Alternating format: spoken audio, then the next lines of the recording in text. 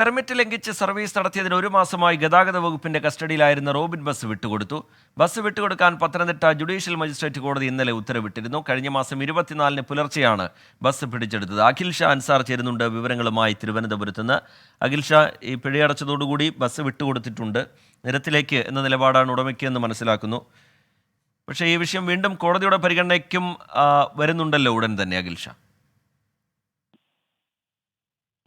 തീർച്ചയായിട്ടും, അതായത് ഈ നിരന്തരമായ പെർമിറ്റുമായി ബന്ധപ്പെട്ടുള്ള നിയമലംഘനങ്ങൾ ചൂണ്ടിക്കാട്ടി കഴിഞ്ഞ മാസം 24-നാണ് ഈ റോബിൻ ബസ് പിടിച്ചെടുക്കുന്നത്. ഇതുമായി ബന്ധപ്പെട്ട് വലിയ വിവാദങ്ങൾ അത് ഈ മോട്ടോർ വാഹന വകുപ്പിനെതിരെയും അതുപോലെ പല ഘട്ടങ്ങളിൽ പല വിവാദങ്ങൾ ഇതുമായി ബന്ധപ്പെട്ടുണ്ടായിരുന്നു. ഒടുവിൽ ഇന്നലെയാണ് ഈ കോടതിയുടെ ഭാഗത്ത് നിന്ന് ഒരു ഉത്തരവുണ്ടാകുന്നത്. അതായത് ഈ ബസ് ഉടമ കൃത്യമായി പിഴകൾ മുഴുവൻ അടച്ച സ്ഥിതിക്ക് ഈ ബസ് വിട്ടുകൊടുക്കേണ്ട ഒരു ഉത്തരവ് ഇന്നലെ കോടതിയുടെ ഭാഗത്തുനിന്നുണ്ടായി. ഇന്നലെ വൈകിട്ട് തന്നെ ബസ് ഉടമ പോലീസിനെ സമീപിച്ചെങ്കിലും ഈ മോട്ടോർ വാഹന വകുപ്പിന്റെ അനുമതി അവർക്ക് ലഭിച്ചിട്ടില്ല, അതുകൊണ്ട് ബസ് നൽകാൻ കഴിയില്ല എന്നായിരുന്നു ഇന്നലെ ബസ് ഉടമയെ പോലീസ് അറിയിച്ചത്. എന്നാൽ ഈ ഘട്ടത്തിൽ ഇതുമായി ബന്ധപ്പെട്ടുള്ള നടപടികളൊക്കെ പൂർത്തിയാക്കിയിട്ടുണ്ട്. കോടതിയുടെ നിർദ്ദേശപ്രകാരം തന്നെ ബസ്സിൽ മോട്ടോർ വാഹന വകുപ്പ് കൃത്യമായ ഒരു പരിശോധനയും ഇതിനകം നടത്തിയിട്ടുണ്ട്. അതിന് പിന്നാലെയാണ് ബസ് ഇപ്പോൾ ഈ ഉടമയ്ക്ക് നൽകിയിരിക്കുന്നത്.